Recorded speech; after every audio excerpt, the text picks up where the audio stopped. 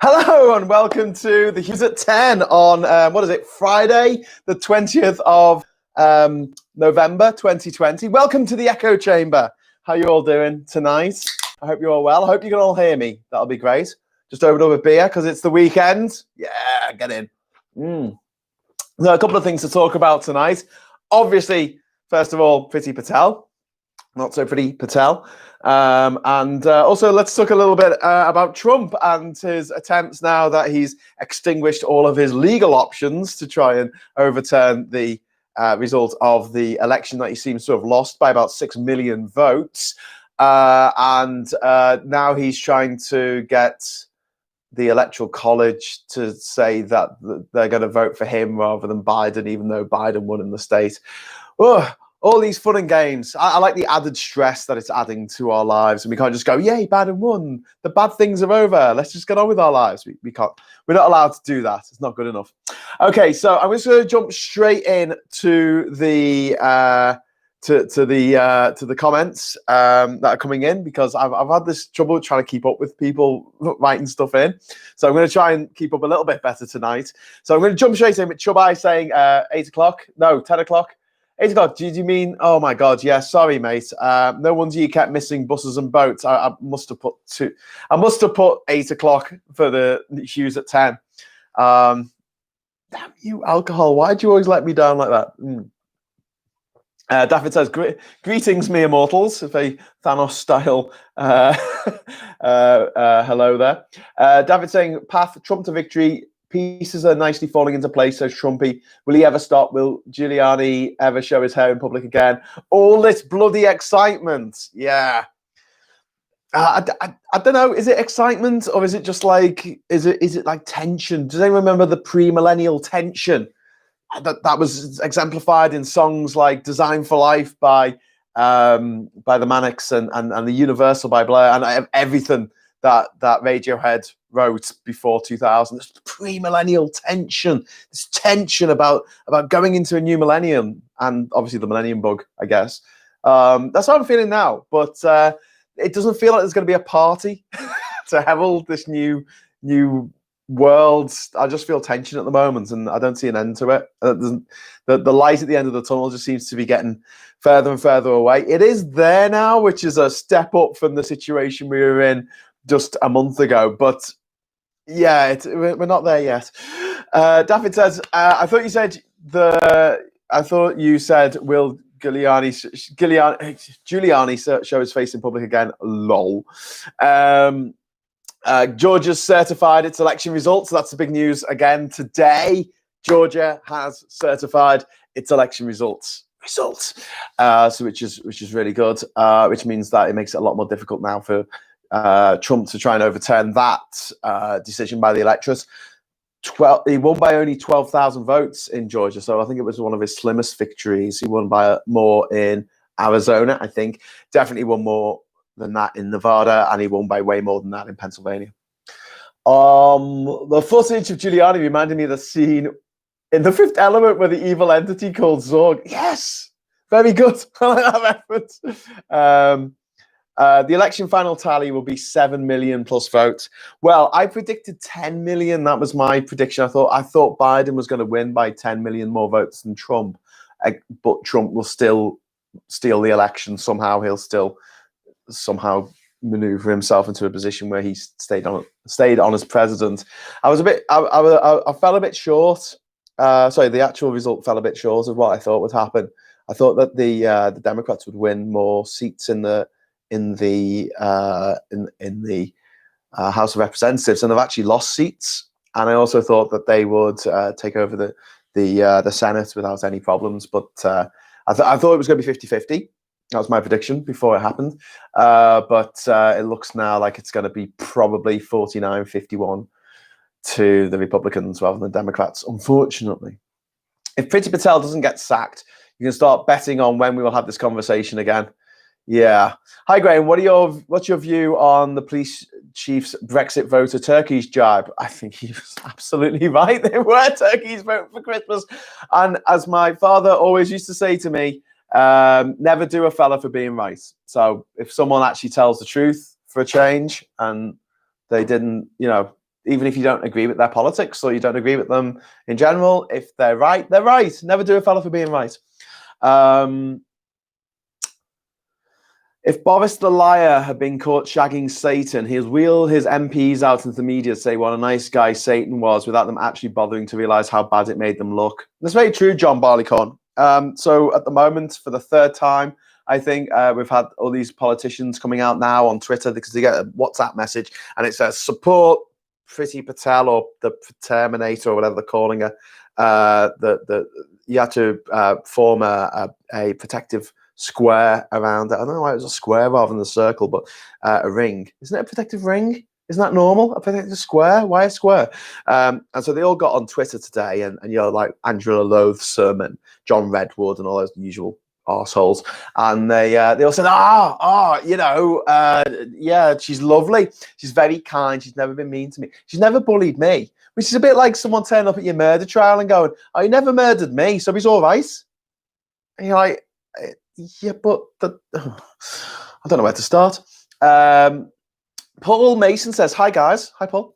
Radiohead, OK Computer was brilliant. Tom Monk, you are very right on that. Charlie Nelson, who wants to be a millionaire, was pre-millennial tension. It was in a way, wasn't it? The largest amount of votes ever overturned in a recount is 350 votes. Yeah. Trump's not going down that route anymore. He's trying to get the electors to vote for him, the electoral college people to vote for Trump, rather than the person who actually won their state, which is Biden. Sugar Free says hello. Hello. I've got BG674DH7RD. I think someone's just gone like this on the keyboard there. Ballotpedia has a page on election certification dates. Hopefully that's useful. Yeah, we'll have a look at that. UK Chill says the problem is morons like fascists. Yes. And fascists like morons. As Trump said, I like the uneducated. I think they're great because they vote for me. Tom Monk, I was very disappointed in the House and Senate races. Yeah, I was as well. There's a Georgia special election in January, so let's just talk about this for a second. So there's 50 states in America. Each state has 2 senators, which is a bit unfair because you have a state like, I don't know, Wyoming, which has a population of less than 500,000 people, and they get 2 senators. And then you have a state like California, which has a population of 39 million, so like nearly 80 times as big, and they have 2 senators. And Puerto Rico doesn't have any senators at all, even though it's got a much bigger population than, say, Rhode Island. The whole system's a bit shit. And it's kind of geared towards the rural areas of America, the big places in America that nothing much happens. But it looks great on a map when you win those states in the Electoral College. It's like, wow, look at it. Look at all the land that I've won. And it was a bit of a trick that I think the French used this quite extensively in the old days of their empire. They used to take over these huge countries, which were mostly desert. So it looked great on the map. It was like, look at all this Africa we've got. And it was like 90% Sahara desert that no one lived in. Which is why I think Mali and Algeria were all French. Niger. Burkina Faso was German, but then it became French after World War I. Yeah, loads of desert. Libya was Italian. Egypt was British. Sudan was British. Big swathes of land where no one lives, and obviously land gets to vote for some reason. Land gets a lot more representation than the humans who live on that land do, unfortunately. So you've got 100 senators, and at the moment only 98 of them are elected. So every couple of years they have an election for the Senate. They change, I think, a third of the seats. About that, it changes, and effectively this year they've changed a third of the seats, and the Democrats have won like 1 seat or 2 seats or whatever, not that many, and they've all been called except for Georgia. Now, from what I understand, Georgia has a special election, because it's special, because I think the way they run it is that anyone can run in the first election. So if you're a libertarian or a green or whatever, you can throw your hat in the ring, so to speak.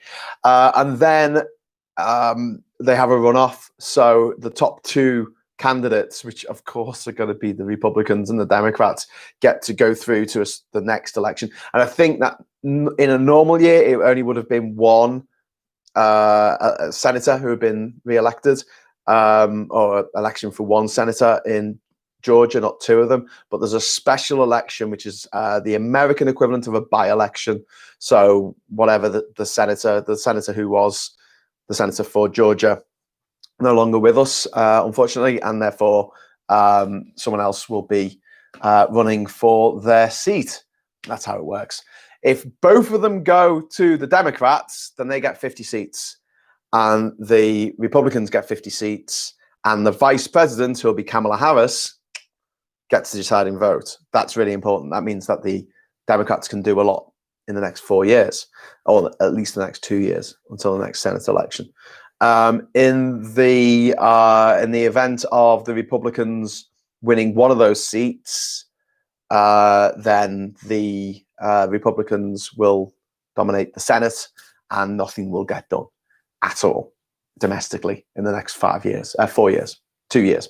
Anyway, so that's how they run it in America. God knows why. So yeah, okay. We're going to come on to that. So people forget how big the 2018 midterms were. Yeah.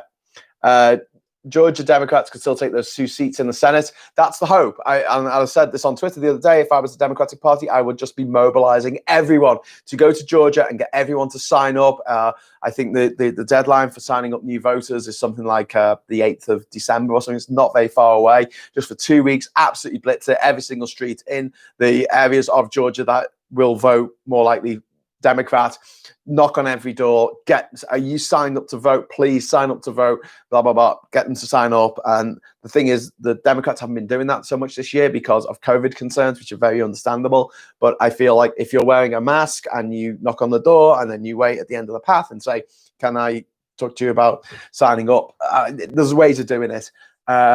Maybe you could turn up with a big mascot who's like all big so you can see him from a little bit of a distance, and he can say, can you register to vote? Because the Republicans did that, and they did quite well this year, possibly as a result of the fact that they didn't use COVID as an excuse to not do that, because they don't care about COVID, because they don't care how many people die. They just want power. So the Republicans have been doing that this year, and the Democrats haven't been doing it. But Trump, being an idiot, because he has the brains of a slug. No, that's offensive to slugs. He has the brains of the slime of a slug. He told people not to vote by mail, and lots of people who would have voted for him didn't bother voting because they didn't turn up on the day, and they would have voted by mail, but they were told it was unsafe and they shouldn't do it. Dickhead.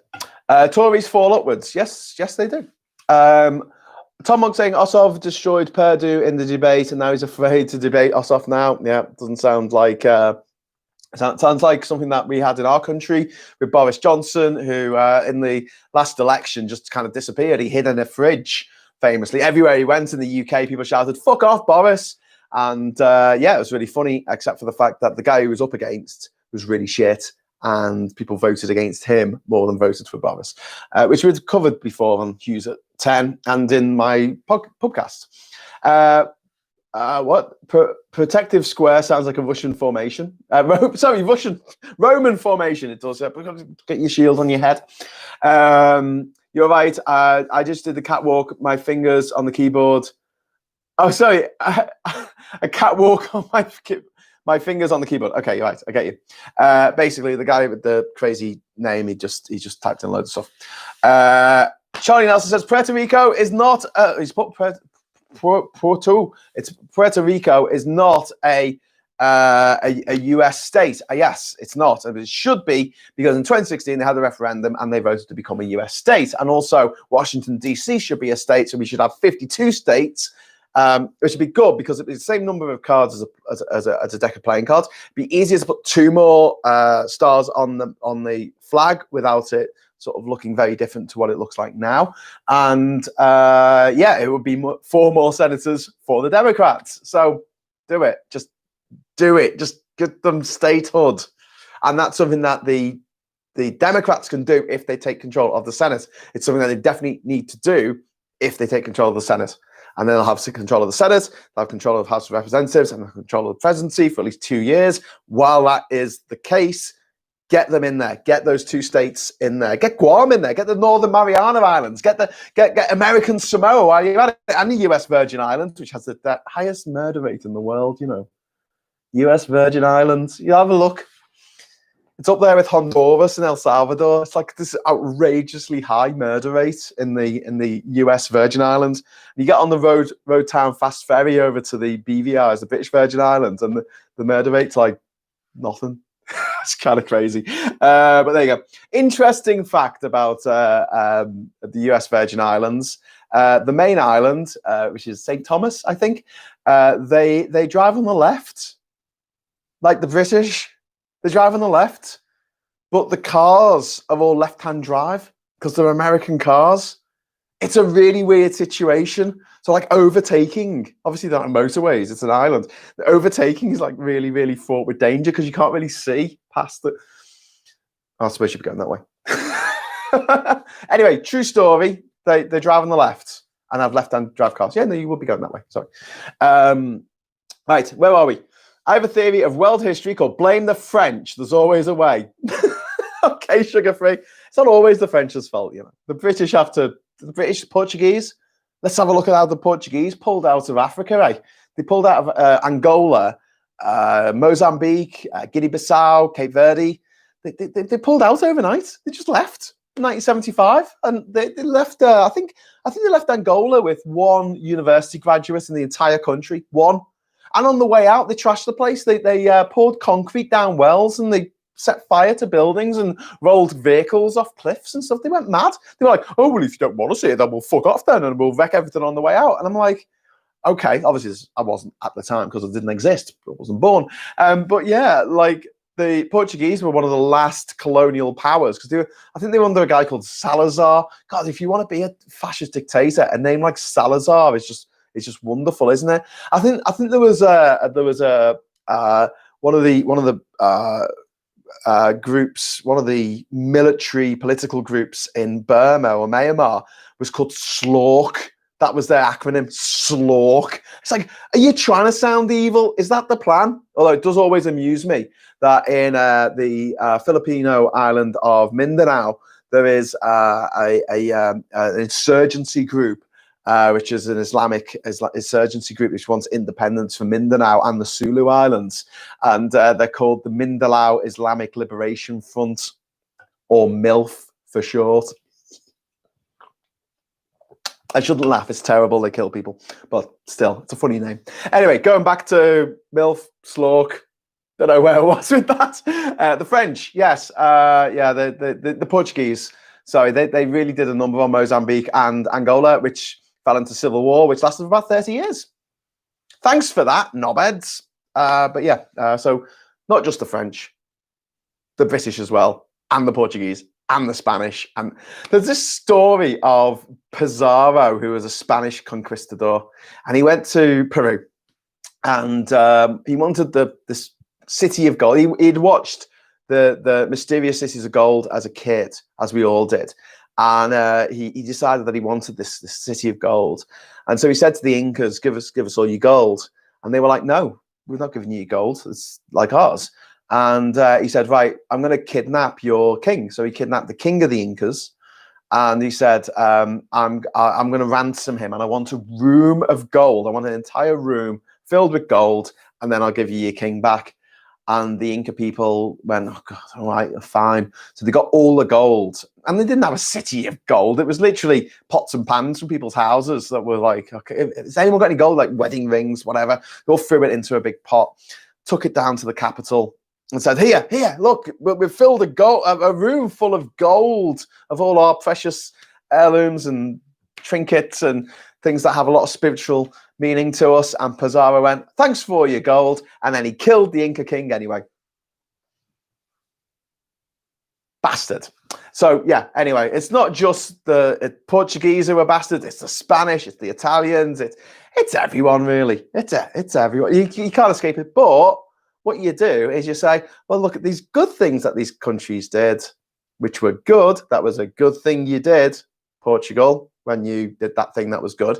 And you also have to say, but you did all these bad things as well. And then you have a kind of, I don't know, multicolored spectrum of history, instead of thinking that your favorite country only did good things ever, which is never true.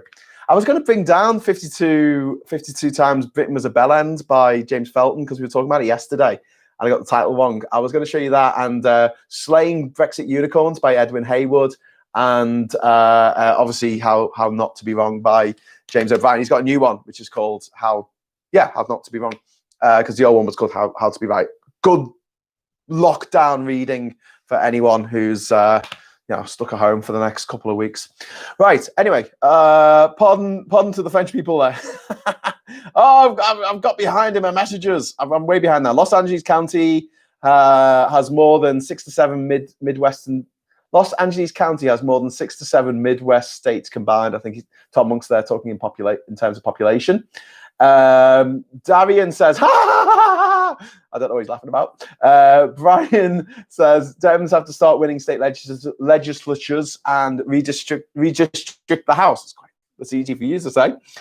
So British. The 2 Dakotas get 4 senators. How does that work? Well, they split into 2, like North Carolina and South Carolina, and Virginia and West Virginia. They just split into 2, get more senators. There's been put forward that California could split into 6 states, and then you'd have another 12 senators for California. Just saying. What you're describing about the the Georgia only applied to one special election for the Senate. The other Senate race is a regular election. Yeah, that's what I meant. That's what I meant. Johnny Isaacson retired for his health, not dead yet. Well, I meant he wasn't with us in the state, kind of thing. I don't know. I don't know that much about the intricacies of Georgian senators. I'm sorry, but I should do. But I knew that one of them was a regular election, and the other one was a special election. It was what we will call a by-election here in the UK. Do you think there'll be a leadership contest soon? Charlie Nelson, for where? For the Democrats, the Republicans, the Labour, the Conservatives? I don't know. Charlie, be more definitive. The Greens.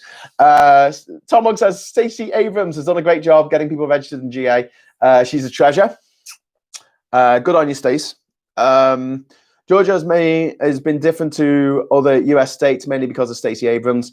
The woman is a force of nature in mobilizing grassroots in Georgia. Yes, put a statue up to her. Simon Wyndham saying, Carlsberg? Question mark, exclamation mark. Yeah, Carlsberg. What's wrong with Carlsberg? It's good Danish beer, that. It's probably made in the UK, this one, isn't it? Because it's not export, is it? Canned, lager brewed and canned in UK. Yeah, this is just some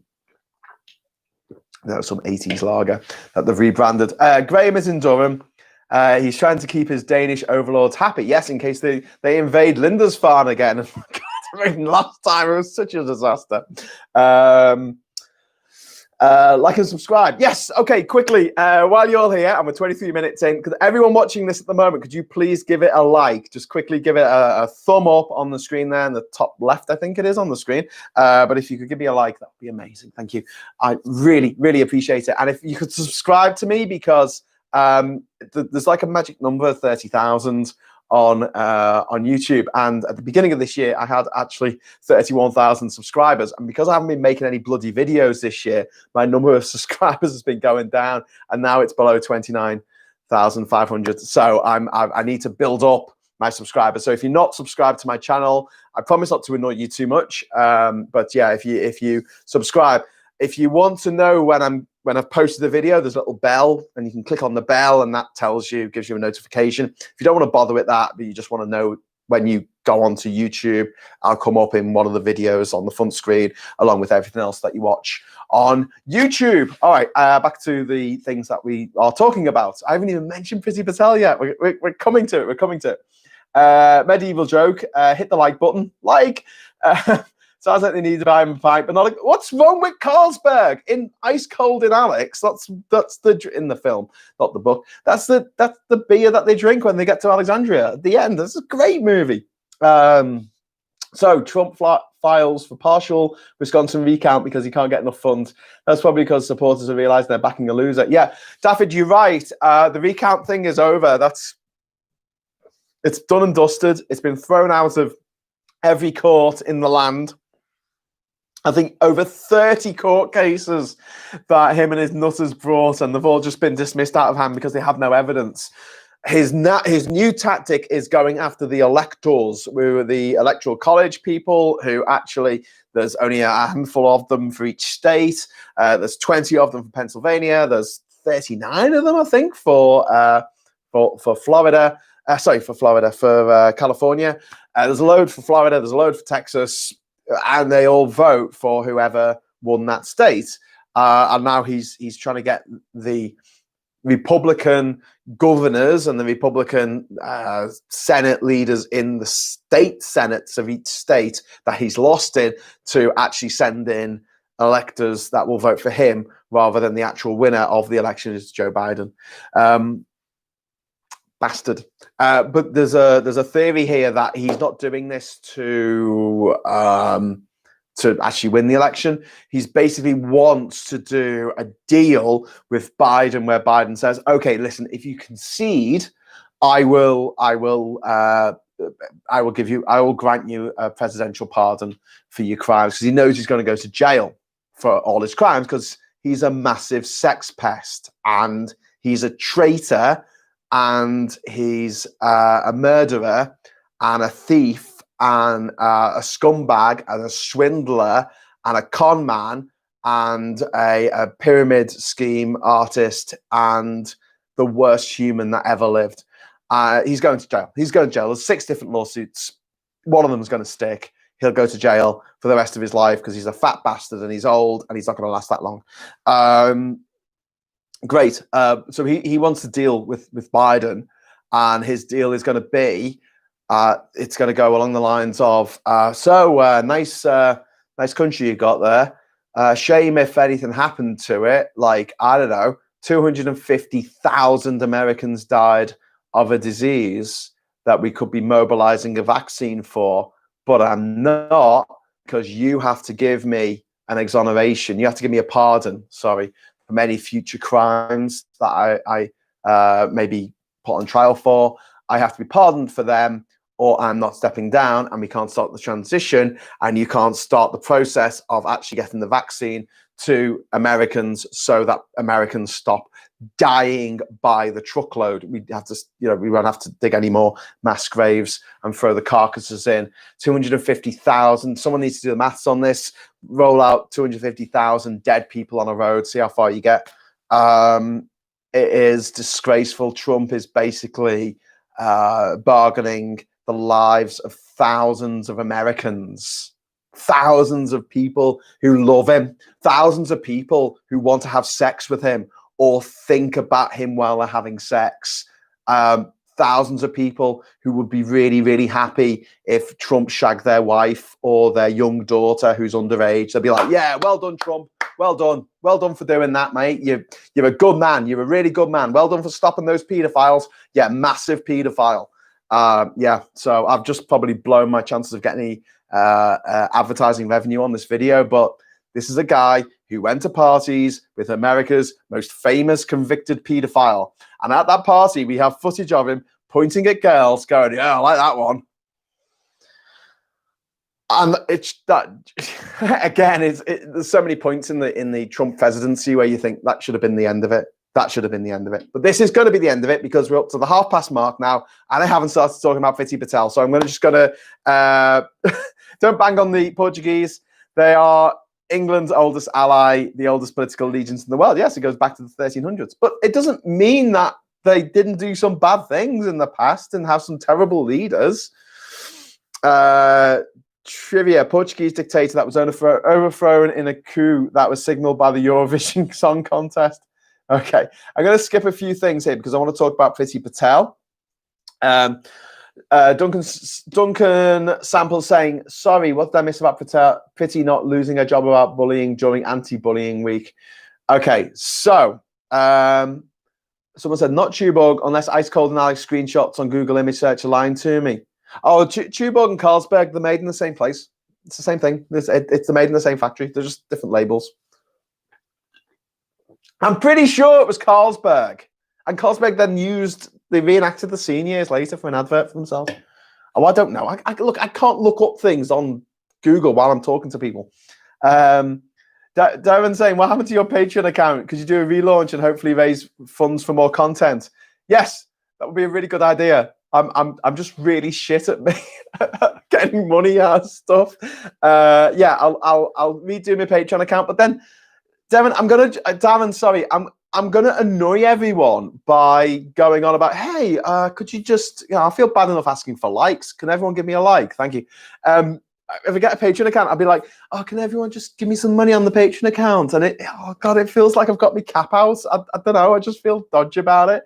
I always feel like there's much more deserving people who deserve the money more than I do. I've got imposter syndrome. What can I say? Anyway, yeah, but I'll look into Patreon. I do have a Patreon account, but I've kind of let it lax. I don't know what that word is. Lapse. Yeah, I'll dig that back up. Right, presidential pardon doesn't protect Trump for state crimes. Very good point, Tom Monk. But no way Biden pardons him. Well, this is the thing. If I was Biden, I'll be really torn, because if I don't say that I'll pardon him, then he will continue fighting and saying that not conceding the election, that the transition won't go ahead. And as I said the other day, one of the issues that came up with the 9/11 inquiry was the fact that because the transition had been so truncated after the Gore-Bush presidential election of November 2000, that led to the fact that they weren't really ready by the time the September 11th attacks happened. What I would do if I was Biden, I'll say to Trump, "Yeah, sure, mate. I'll pardon you. Don't worry. Just concede, and I'll pardon you for everything. All right." And he'll go, "Yeah, shake on it," and I'll shake his hand. I'll say, "Look, I'll write it on a bit of paper. Look at this. Yeah, disappearing ink." He'll go, "Oh, but you said," and I'll be like, "Yeah, do you want to shake on it again?" Off to jail. See you later. See, that's why I should and shouldn't ever get into politics, because I hate the fact that politicians lie to the people. But if I was a politician, I would lie to other politicians. I'd just tell them any old shit that they wanted to hear to get their vote. And once I got their vote, I'd just kick them out into the sea. I really don't give a fuck. Like, these people are awful. Fiti Patel is possibly, I mean, try to talk about, I was talking about this the other day, wasn't I, about rungs of hell. And they're all down there. They're all at the base. They're all at the very, very bottom. I don't know if you could get worse people than this.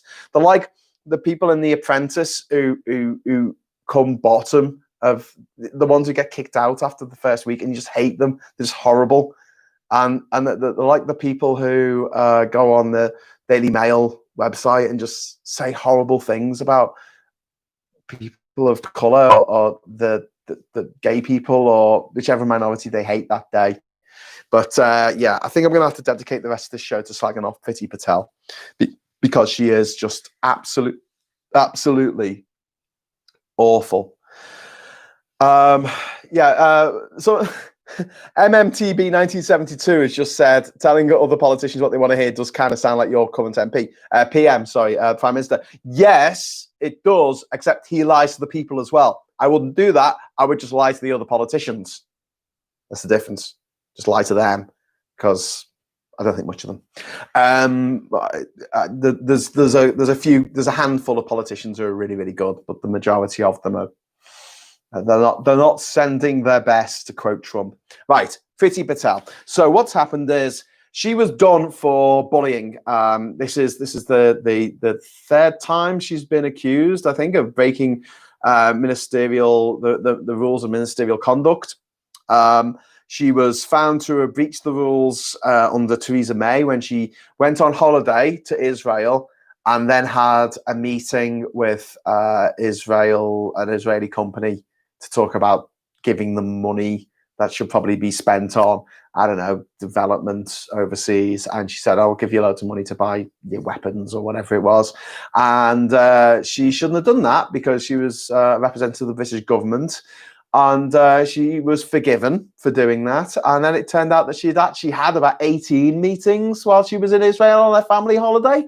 And at that point, it was a bit kind of like, oh, she's got to go. So she was actually fired for breaching the rules of ministerial conduct. And then fast forward to this year in February, I think her principal private secretary, one of the civil servants under her who had been in the post for decades. So in the UK, the civil service is supposed to be anonymous to a certain extent. It's non-partisan, so they stay in place no matter who is in the government, and they're there to facilitate whatever the minister, the person in charge of the department, wants to do, whether they are from Labour or the Tories or the SNP or wherever. That's the civil servant's job. It's a permanent job. It doesn't change with each administration like the mate to the president does in America. They're always there, always the same people. And Priti Patel bullied the shit out of one guy. Someone else was almost driven to the brink of suicide. The guy that she bullied out of office is actually suing for constructive dismissal. And so there's a civil servant who works for Boris Johnson who's in charge of ministerial conduct, and it's his job to check if anyone's breached it. And yes, it turns out that Priti Patel had breached the rules of ministerial conduct. His report landed on Boris Johnson's desk 2 months ago, and it only came out this week because fuck knows why. Because Boris Johnson is Boris Johnson, and he didn't want to sack his Home Secretary. And so it came out, and she has breached the rules of ministerial conduct. And normally, in a normal world, in a normal Britain, that minister would be given their marching orders for breaching the rules of ministerial conduct in the most, outrageous way. But Priti Patel is staying in her office, and there's a couple of reasons for this. First of all, Boris Johnson has no backbone. He's a jellyfish of a man. He's not even a man. He's just a fat fucking slug. He's a hut.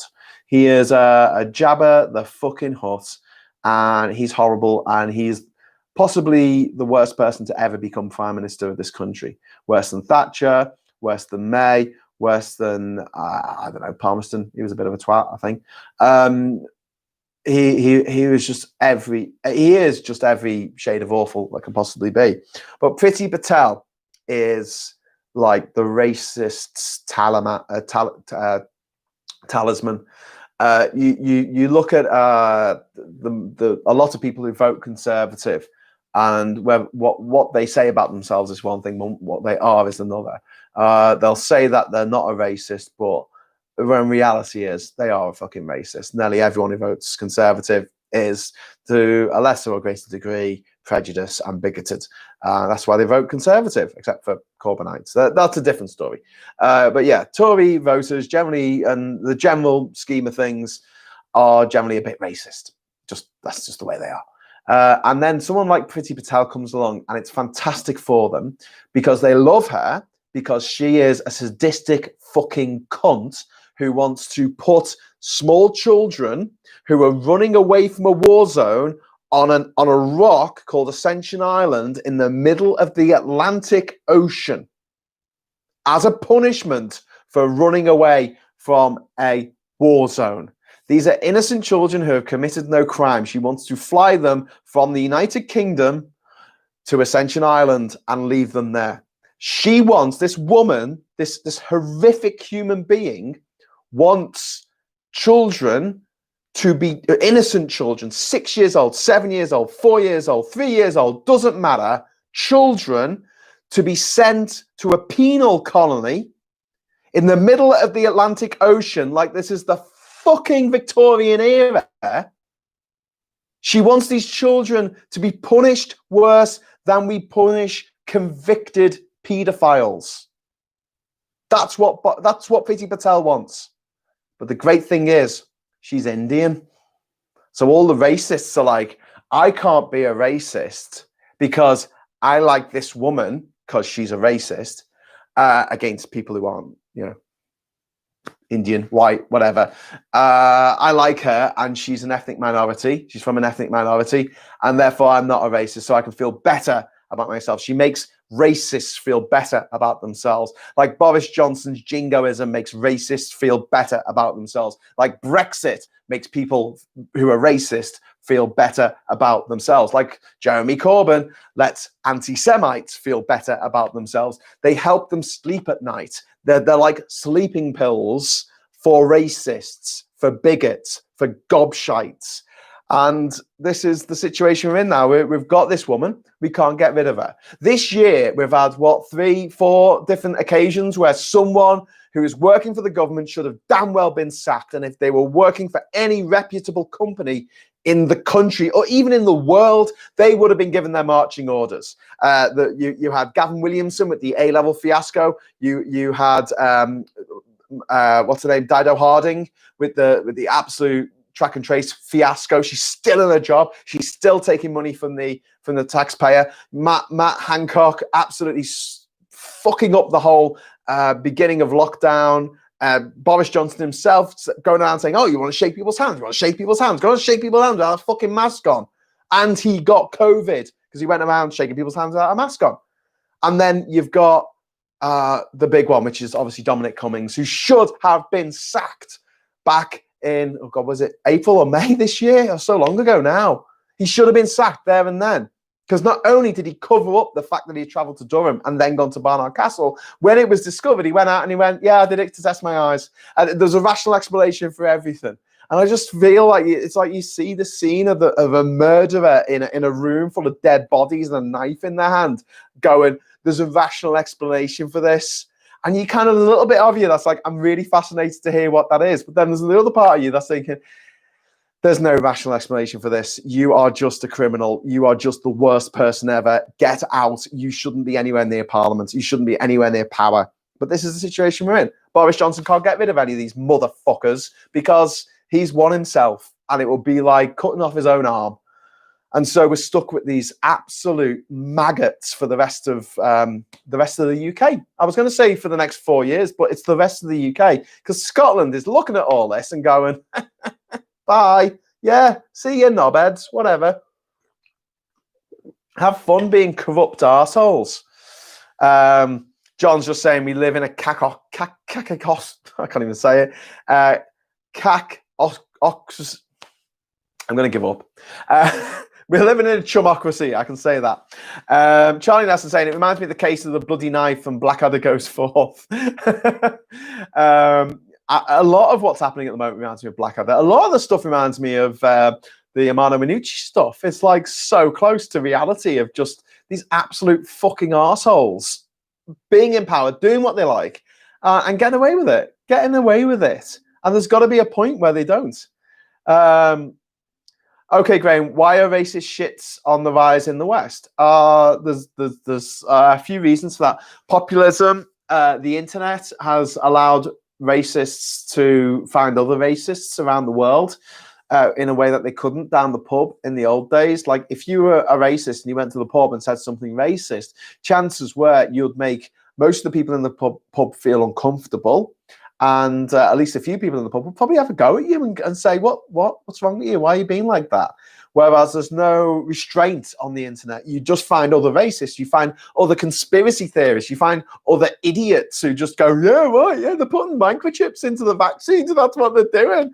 And you're like, oh my God, if they want to kill you, they won't be making a vaccine. They'll just leave the disease that's killing millions of people, over 1 million people at least around the world so far. They'll just leave it to run riot. Why would you develop a vaccine if you just want to kill people? You just let the disease do that, let the virus do that. So it was worth noting that Priti Patel used PR flack who advocated for tobacco companies. There's a great film called Thank You for Smoking, which they call themselves the Merchants of Death. And they meet up and they're lobbyists, and there's one for the tobacco industry who's the main character, there's one for the arms industry, and there's another one for gambling, I think, or gambling or pharmaceutical. I can't remember. One of the other merchants of death. And basically their job was to lobby parliamentarians in America, politicians in America, in Congress, to dance to their tune and make them even more money. More money. Charlie Nelson saying, what are your views on Marc Francois? He is... every time I think we've hit the rock bottom, someone else comes along. Marc Francois is not only the most horrible, obnoxious, Brexity shit who undermined our entire armed fucking services. It's all well and good Boris Dickhead Johnson going, oh, we're gonna shoot a rocket to the moon, and we're gonna have a new aircraft carrier, and we're gonna... It doesn't matter. What mattered was in the summer, Mark Twatface Francois, this little fucking extra from Lord of the Rings, turns up and he goes in a select committee to the head of our armed services, and he says, "Oh, you want to sort things out, or I'll get Dominic Cummings down here to have words with you." And I'm thinking, you fucking arsehole. Not only has Brexit destroyed our reputation for being the level-headed pragmatists in the room, not only has Brexit destroyed our economy going forward and our currency, our standing in the world, our position as a permanent member of the UN Security Council is under threat. Not only have we lost our AAA rating with the credit agencies, not only are we going to lose Scotland as part of the Union and therefore lose our entire country as an entity, this disrespected the head of the military on live TV. This little man making fun of the head of the military of the United Kingdom. And it's like, we watch that and we go, oh, well, that's quite funny, whatever. But I'll tell you who was watching that. China was watching that. Russia was watching that. Thinking, oh yeah, I'm really scared of Britain. Woo, don't come on us with your trident. I'll just tell you to fuck off to your face and you won't do anything about it. You'll just sit there and smile, because that's how subservient we've become, in a country in which the head of the army and the navy and the air force is sitting there, and a dwarf, and this, I don't want to say dwarf because it's a bit disrespectful to short people. This little twat says to him, "Oh, we're gonna send someone around to duff you up," and I'm like, you fucking arsehole. Anyway, so then he raped someone, and that's why we haven't seen him for 3 months. If that's not true, Mark, feel free to sue me, you fucking rapist cunt. Darian saying, in Victorian times, someone would have started a charity to keep Marc Francois in his asylum. It's kind of interesting that two of the biggest Brexiteers, Marc Francois and Nigel Farage, both have French names. It's almost as though, we're European and we move around a bit. Also, for what's his name, Farage cunt, he had a German wife and an Irish wife, and all his kids have got European passports. It's almost like we're all just Europeans, really, and these borders are a little bit artificial, more administration zones, really, other than things that need to be defended by an army and a navy and a military. But hello, Graham. The largest trading bloc in the world was signed last week. It includes China, the Asian countries, and also Australia and New Zealand. Yeah, it is. That's true. It did. However, it's not as extensively. It's not as comprehensively. What's the word for it? Integrated as the European Union. It's more a free trade area rather than an area that is free for people to move around in, where if you are Chinese, you can then start a business in Australia without having to apply for a work permit or a visa or anything like that. You can't do that. If you're Japanese, you can't just turn up in New Zealand and get married to someone and then claim a New Zealand passport. It doesn't work like that. Whereas the EU is a lot more integrated in terms of political integration. And also, as a result of that, as a European, we got a lot more of a say over what the European Union did, because we actually directly voted for members of the European Union, the MEPs, to go over, and we had over 70 MEPs representing the interests of the United Kingdom, and also because they tended to come to join other northern European countries in a bit of a bloc, we also backed up Ireland and Norway was not a member, Sweden, Finland, Denmark as well. And yeah, it was you got like a representation in the EU that doesn't exist in the African Union, in CARICOM, in ASEAN, in any of the other trading blocks, or even politicized trading blocks like the African Union. They don't directly elect people to the African Union. They will one day, but they don't at the moment. NAFTA, you don't elect people to NAFTA to decide what the deal should be and more things that they could bring in to help the producers, citizens, consumers, farmers, industrialists in our trading bloc. That's just not done. So yeah, in terms of if you just add the economies of these countries together and go, well, it's got China in it, and so that's a massive economy. You can say, oh wow, it's huge, and we should join them. But at the same time, it's thousands of miles away and in a completely different time zone to us, which is almost 12 hours shifted from us. And there's something else as well with this whole thing of things being in different time zones, which I don't think people appreciate enough. If you live near the international date line, so if you're in Samoa and you're trying to do business with someone in American Samoa, you're in completely different time zones. So at the beginning of the day in Samoa, you get up and it's a Friday. It's a Monday. In Samoa, you wake up and go, yay, I'm gonna make a call to the people in American Samoa so they can send something over. You call them up and it's Sunday morning there. They're an entire day behind. It's 8 o'clock on Sunday morning there. So you can't call them. So Monday's out. And then when you get to when they get to their Friday, they're like, oh, I need to make a phone call to that guy over there in Samoa to get something sent over here. And you get on the phone, you're like, oh shit, it's Saturday there.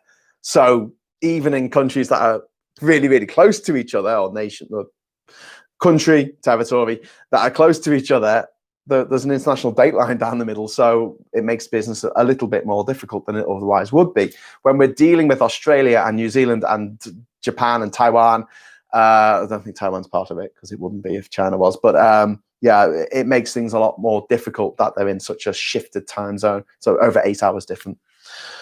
Right. I think Graham said the other day he couldn't do LBC because it had to refrain from swearing for 3 hours. Fuck yeah. How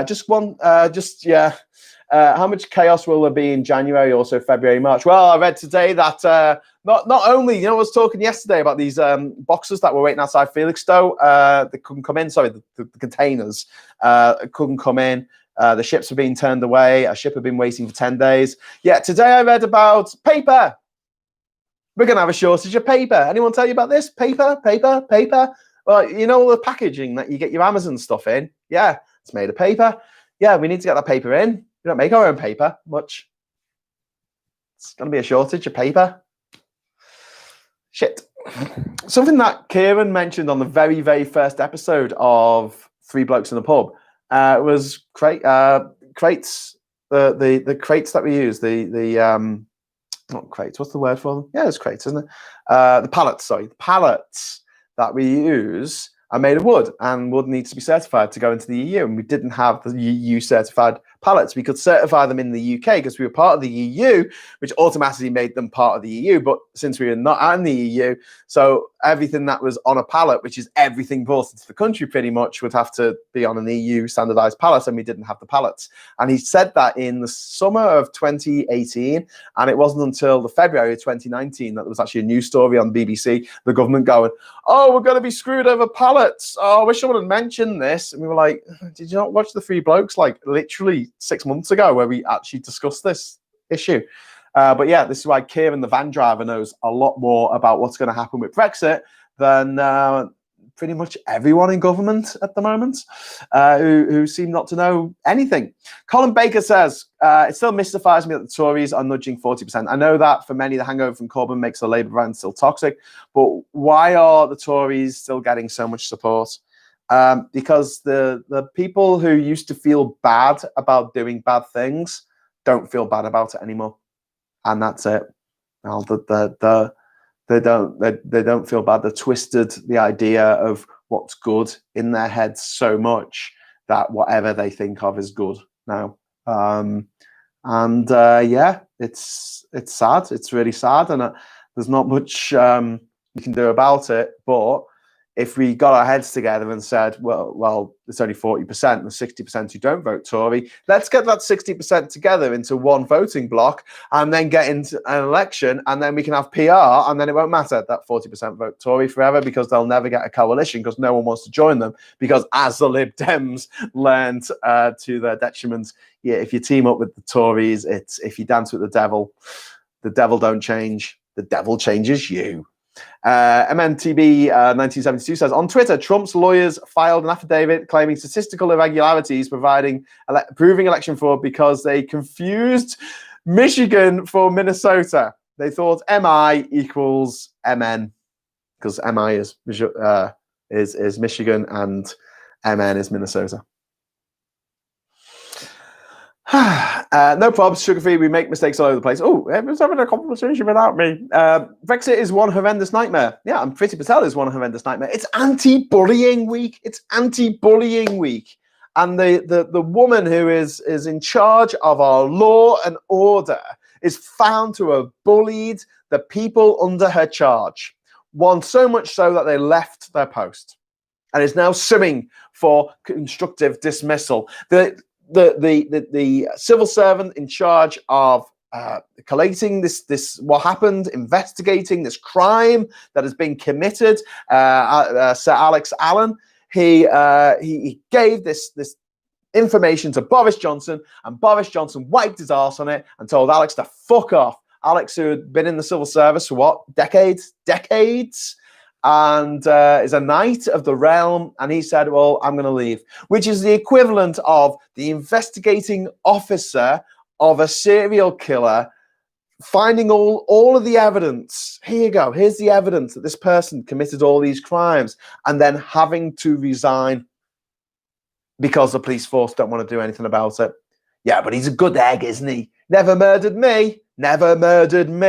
And he always got around him down the pub. Oh, lovely bloke. We're not going to put him in jail. We need him to be horrible to children fleeing war zones who apparently are illegal immigrants.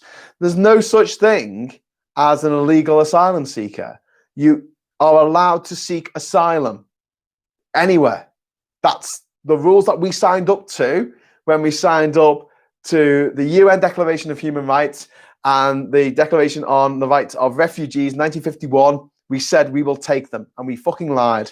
And now, because of a concerted effort from the fucking tabloids and the Tory graft, the Tory graft, as you should call it, to say these people are the worst. All the problems in your life were caused by the EU, but we've pulled out of that now, so we can't blame them. So all the problems in your life are caused by people fleeing wars that we probably started. Result. Someone saying, shouting, fuck communism. You don't have to shout, mate. I did the communism bit the other day. I'm not a fan. Hi, Graham. Do you think Boris might take a logical step since the EU negotiates out COVID and accept the transition period? Sorry, mate. Boris Johnson and Logic are queer bedfellows. I can never. It's not going to happen. I really don't see it happening. I like to think that he would have his arm twisted, so he has to. He's got no choice to extend the transition period. And I've spoken about this on other Hughes at Tens, where I've said that he might call it something else, like the implementation period for a few months until they get the systems online, which is a possibility. But I don't hold that much hope. I mean, this guy, he's an idiot. This is the thing. He's an absolute idiot. He's not particularly clever. He likes to think he's clever, like Jacob Rees-Mogg likes to think he's clever. But when it comes down to the actual nitty-gritty of, you see, it's all very well being witty and being fast on your feet in a debate. That's kind of one type of intelligence. What Boris Johnson lacks is emotional intelligence. He's got no empathy. He doesn't give a flying fuck about anyone but himself. He lacks emotional intelligence. He hasn't got that. He's got no street smarts. I mean, look at the way he dresses and the way he moves about. He doesn't integrate into the environment that he's in very well. He's his own thing. But the main reason he's not very smart is he's got no concentration span. So, like I say, he's pretty good with debates and things. He's great at lying. He's absolutely fantastic at lying, world class at lying. But when it comes to sitting down and actually doing the hard work and going through things and considering things and making a fucking decision, he's shite at it. He is absolutely shite at it. He'd rather not make a decision than make a decision. And that's typified by the fact that he wrote an article about why we should stay in the EU at the same time that he was advocating leaving the EU, because he can't make a decision. He's incapable of doing it. He hasn't got the mental capacity. He's a fucking idiot. Tom Monks, it starts with Fox News, Rush Limbaugh, Alex Jones, Breitbart. Then you get a conspiracy theorist elected, and you get Newsmax and OAN. Also look at the nutters with Trump. Yeah. Illegal asylum seekers is like an illegal victim of crime. Chubba, you are exactly 100% right. Have you seen the Manchester for Europe posters about the upcoming shortages? I saw one. I don't know if it's Manchester for Europe, but I saw one about the restrictions on your freedom of movement after Brexit, which has been put up in the near the airport in Manchester. So maybe it's part of that. Look on Twitter for MCR4EU. Yeah, don't worry, I follow Manchester for EU. We work together. Plum Duff says Johnson is vile. Time and time again, the Conservatives prove that they hate children. They really do hate children. They hate children more than they hate themselves, I think, and they hate themselves a lot. Blowjoe and Trump have much in common. Yes, they do. Greetings from Finland. Been following you fairly long. You talk more sense than most people in the UK at the moment. Thank you, Kimo. That's really nice of you to say, but it's not saying much because so many people talk shit in this country. Shocking to follow the stupidity unfolding there. People will come to understand. Yeah, not in my lifetime, I don't think, unfortunately. I'm gonna have to go in a minute because it's been over an hour and I'm being called away.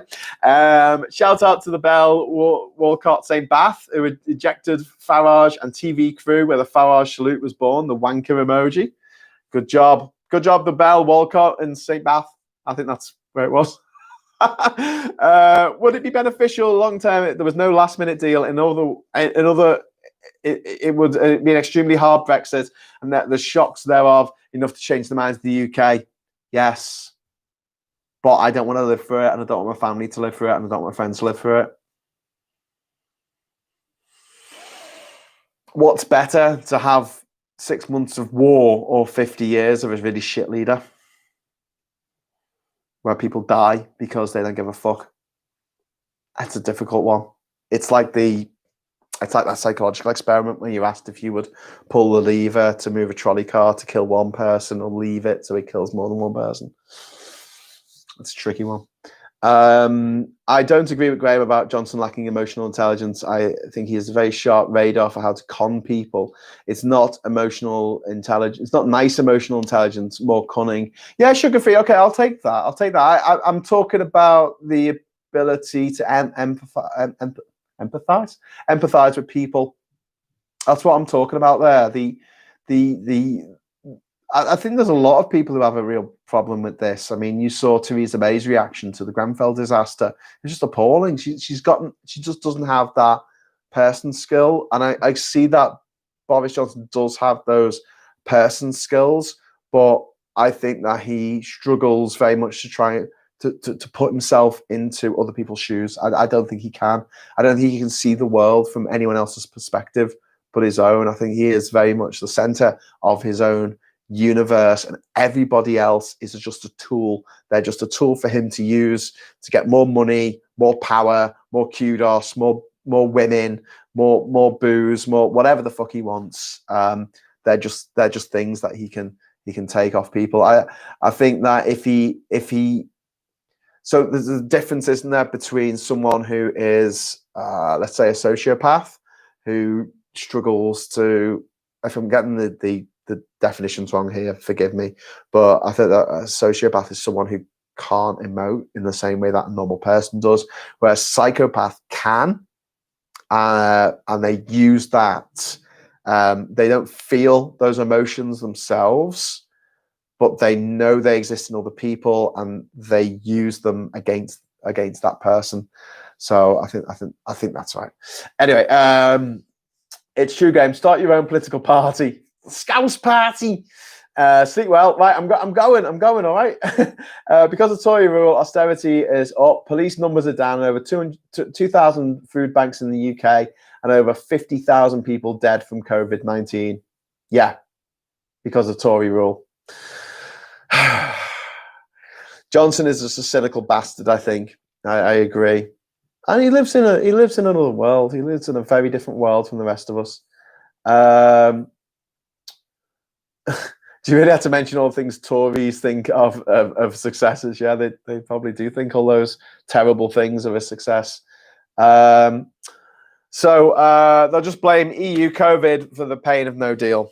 Yeah, I think they will, but I think there's enough smart people out there who will point out to their family and friends that this is because we decided to trust, or they decided to trust Nigel Farage with the future of the country over their own friends and their own family members. Maybe they should listen to us more than people they don't fucking know on the telly going forward. Right, that's it for tonight. I should be back tomorrow, I hope, if I don't drink too much tonight and just spend all tomorrow hungover.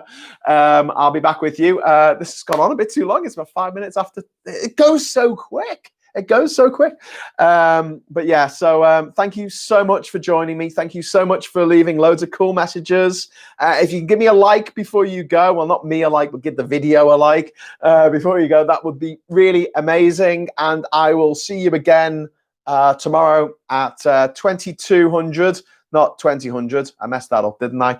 And yeah, until then, take care of yourselves and each other. I will see you tomorrow. Bye.